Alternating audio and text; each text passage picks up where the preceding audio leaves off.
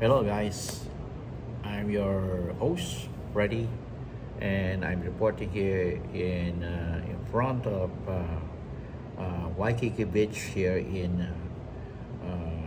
Hawaii, Honolulu, Hawaii. And we're billeted here in a hotel, in a five-star hotel. At ako po ay magbibigay ng komentaryo at ito ay isang pagbabalik.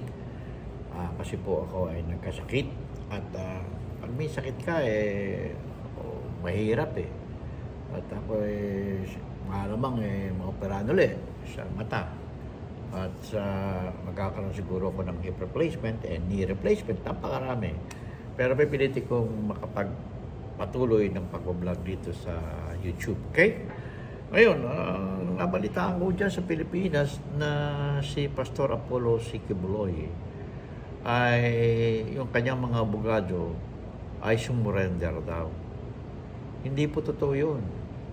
In fact, he was arrested and ang nangyari po dyan ay talagang siya ay atakin ng mga Philippine National Police kasi po siya po ay natuntun ng kanyang location kasi ay marami ho nagtitip. Okay?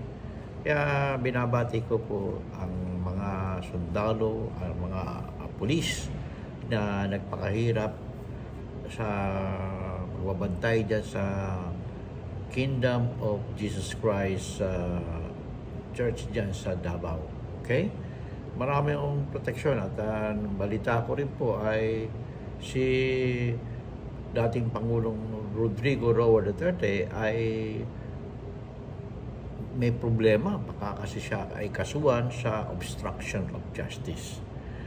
Okay, may clear lang po itong aking komentary kasi po ay ito ay una kong pagbabalik at sana ay welcome nyo ang aking pagbalik.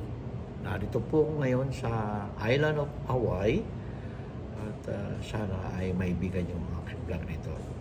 Hanggang sumuli, ito po niyang likod si Freddy dito po sa Hawaii. Okay? Bye!